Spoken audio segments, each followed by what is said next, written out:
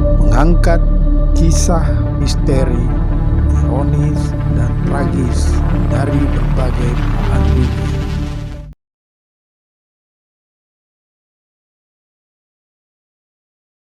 Assalamualaikum warahmatullahi wabarakatuh. Salam revolusi alak.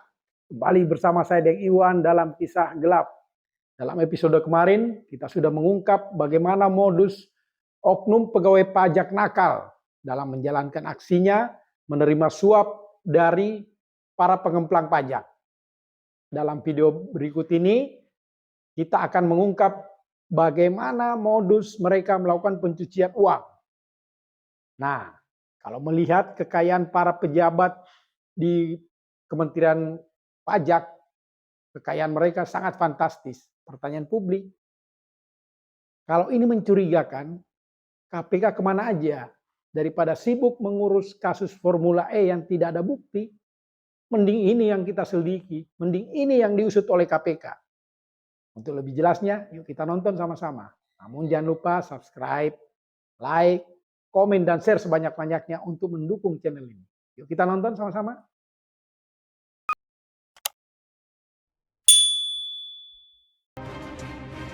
Kasus penganiayaan Mario Dandi yang tak lain anak pejabat Ditjen Pajak terhadap Kristalino David Ozora berbuntut panjang.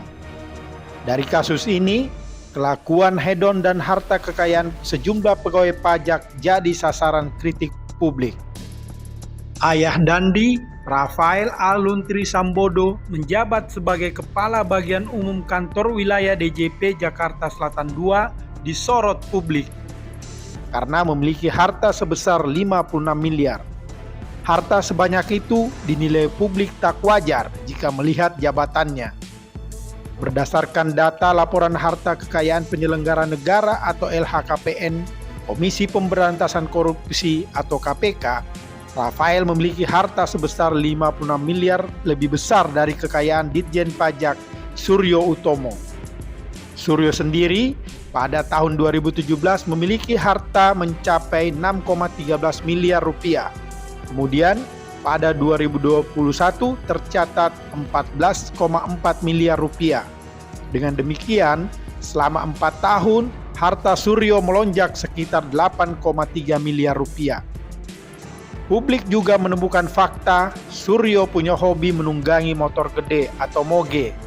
Hobinya tersebut pun dikritik publik hingga akhirnya Menteri Keuangan Sri Mulyani meminta Dirjen Pajak membubarkan klub mogenya bernama Blasting Rider. Sri menilai pegawai Kementerian Keuangan menunggangi moge telah melanggar asas kepatutan meski kendaraan itu dibeli dari gaji sendiri. Sri pun mendesak Suryo menjelaskan kepada publik soal sumber kekayaannya. Soal kekayaan pegawai pajak yang fantastis sebenarnya pernah terungkap dan membuat publik tercengang. Sebut saja terpidana kasus korupsi mantan pegawai pajak Gayus Tambunan memiliki harta 74 miliar yang telah disita negara pada sekitar tahun 2014 lalu. Lantas, bagaimana para pejabat korup itu menyamarkan atau mencuci uang haramnya?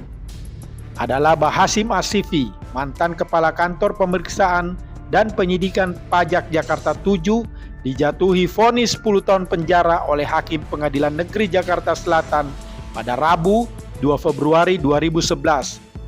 Bahasim terseret ke meja hijau setelah Pusat Pelaporan dan Analisis Transaksi Keuangan atau PPATK menemukan keluarganya berduit hampir 1 triliun rupiah. Hakim Pengadilan Negeri Jakarta Selatan menyatakan Bahasim terbukti melakukan pencucian uang dan korupsi senilai 64 miliar rupiah dan pemerasan 1 miliar rupiah ke seorang wajib pajak bernama Kartini Mulyadi.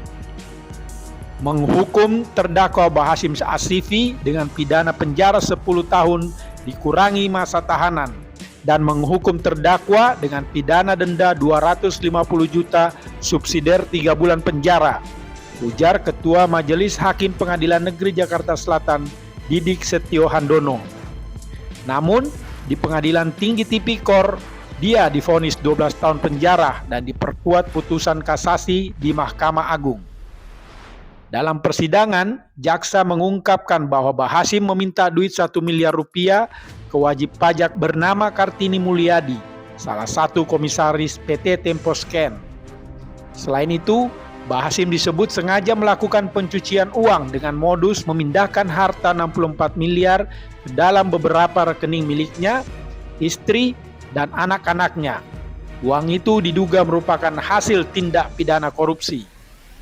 Jaksa juga menyebutkan ada transaksi penyetoran duit mencurigakan senilai 885 miliar rupiah di rekening istri Bahasim, Sri Purwanti.